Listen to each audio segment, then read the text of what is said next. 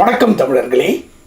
இன்றைய நமது மிகப்பெரிய பிரச்சனைகளுள் ஒன்று, 7 கோடி ஜனத்தொகை உள்ள தமிழ்நாட்டில் 1.5 கோடிக்கு மேல் வட இந்திய தொழிலாளர்கள் இருப்பது.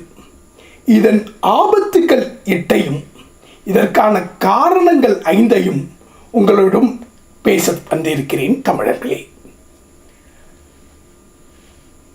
ஆபத்து 1, 1.5 கோடி வேலை இழப்பு. ஆபத்து 2 மிக மோசமானது, நமது பொருளாதார இழப்பு. 1.5 கோடி இந்த இந்திக்காரர்கள் தோராயமாக 12,000 ரூபாய் மாதம் சம்பளம் வாங்கினால் இவர்களுக்கு செலவு 2,000க்கு மேல் இங்கு இருப்பதில்லை. காரணம், பல நிறுவனங்கள் அவர்களுக்கு இருக்கும் இடம் உணவு தருகிறது. ஒரு 10,000 ரூபாய் தோராயமாக அவர்கள் தங்கள் குடும்பம், வட இந்தியாவில் உள்ள குடும்பத்திற்கு தான் அனுப்புகிறார்கள். அவர்கள் எடுத்துக்கொள்கிறார்கள், நேரடியாக வங்கியிலிருந்து எடுத்துக்கொள்கிறார்கள். அப்ப இங்கு வாங்க வேண்டிய பொருட்கள் எல்லாம் அங்கு வாங்கப்படுகிறது. இங்கு நடக்க வேண்டிய வணிகம், கடைகளில் வியாபாரங்கள், சினிமா அரங்குகள், திரையரங்குகளில் போய் பார்க்க வேண்டியது எல்லாம் என்ன நடக்கிறது? எல்லாம் அங்கு நடக்கிறது. அங்கு சினிமா வளர்கிறது, வேற என்னென்ன வணிகம் வளர்கிறது, எல்லாம் வளர்கிறது. இங்கு நமக்கு எல்லாம் தேய்கிறது. காரணம், எத்தனை கோடி? 1.5 கோடி இந்திக்காரர்களுடைய 10,000 ரூபாய் மாதம் என்றால் எத்தனை கோடி? அத்தனை கோடி வருவாய் இழப்பினால் நமக்கு வாங்கும் சக்தி குறைந்து, வணிகம் இழந்து, நம் பொருளாதாரத்தை அழித்து கொண்டு சீரழித்து கொண்டு இருக்கிறோம். நண்பர்களே, இதை ஆழமாக நீங்கள் உணர வேண்டும். 3வது, நமது ஓட்டுரிமை. 1.5 கோடி வட இந்தியர்கள் இங்கு ஓட்டுரிமை பெற்றால், இப்போதே 10,000க்கு மேல் பலர் ஓட்டுரிமை பெற்று வாக்களித்து கொண்டிருப்பதை நாம் பார்க்கிறோம் தேர்தல்களில். இப்படி இவர்கள் யாரை தேர்ந்தெடுப்பார்கள்? இந்த மண்ணின் வரலாறு தெரியுமா? இந்த அரசியல் கட்சிகளின் வரலாறு தெரியுமா? தெரியாது. அவர்கள் தேசிய கட்சியை தான் தேர்ந்தெடுப்பார்கள். அதுவும் யாரை? குறிப்பாக பாஜகவை. நமக்கு மத ஒற்றுமை முக்கியம். ஆனால் பாஜக எதை வைக்கிறது என்பது உங்களுக்கு தெரிந்ததுதான். அடுத்தது, நமது நியாய விலை கடைகள். ஏற்கனவே அரிசி இல்லை, சர்க்கரை இல்லை என்ற சிக்கல். இப்போது இந்த 1.5 கோடி மக்களும் நமது உணவை பங்கிட போகிறார்கள். சிந்தியுங்கள். அதுக்கு அடுத்தது, நம் மொழி இழப்பு. இந்தி வராமல் தமிழை காக்க நூற்றுக்கணக்கானோர், கிட்டத்தட்ட 1000 தமிழர்கள் உயிர் தியாகம் செய்தார்கள், தீக்குளித்தார்கள். ஆனால் இங்கு இந்திக்காரர்களுக்கு தமிழ் தெரியாது என்று நம்பாள்கள் அவர்கள்ட்ட இந்தி கற்றுக்கிட்டு பேசுகிறான். அந்த உருளைக்கிழங்கை எடுப்பா அப்படின்னா என்ன ஆளுவான்னு கேட்டார். நம்ம தமிழ் கடைக்காரர் தான். என்ன ஆளுவான்னு? ஆமாம் சார், இந்த இந்தி பசங்களுக்கெல்லாம் அது தெரிய மாட்டுது, அதனால நான் எல்லாம் இந்தியில் சொல்ல பழகிக்கிட்டேன், அதே மாதிரி உங்கள்கிட்டயும் சொல்கிறேன் அப்படின்னார். எனக்கு கோபம் வந்தது. நீ வடநாட்டில் போய் பொழைச்சனா எவனாவது உனக்கு தமிழ் கற்றுக்கிட்டு தமிழில் பேசி உன்னை வாழ வைப்பானா இல்லை விரட்டி விடுவானான்னு கேட்டேன். இழித்தார்.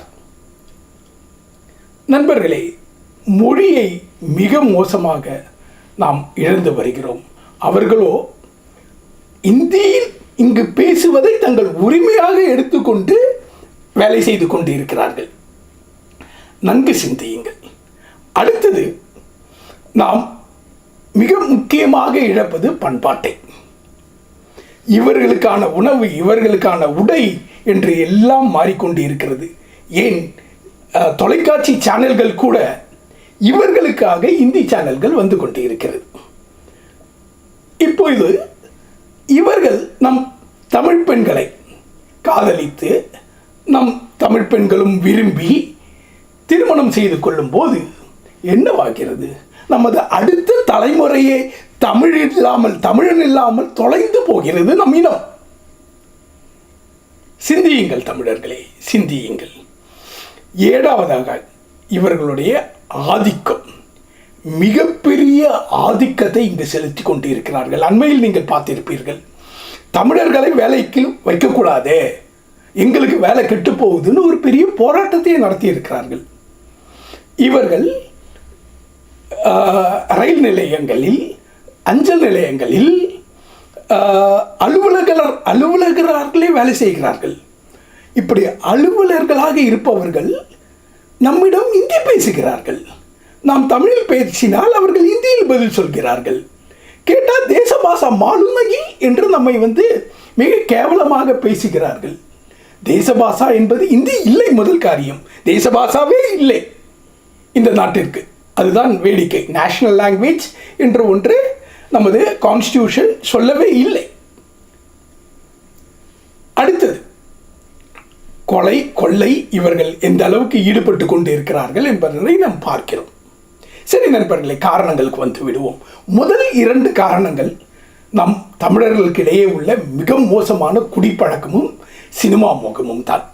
இதனால் இவர்கள் வேலைக்கு சரியாக போவதில்லை.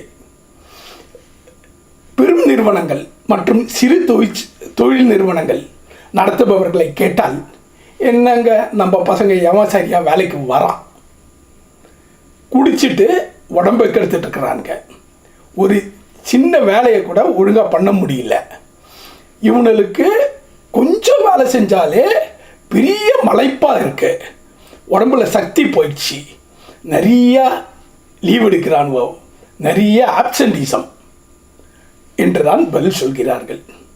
அப்போது இந்த வேலையை இந்திக்காரர்களை கூப்பிட்டு கொடுப்பதற்கு யார் காரணம்? சரி, அடுத்தது தொழில் சங்கங்கள். நான் குற்றமே சாட்டுகிறேன். இவர்களை குறைந்த சம்பளத்திற்கு நீண்ட நேர வேலைக்கு இங்கு அமர்த்துகிறார்கள் பல நிறுவனங்கள், பல தொழில் வணிகம் செய்யும் நிறுவனங்கள்.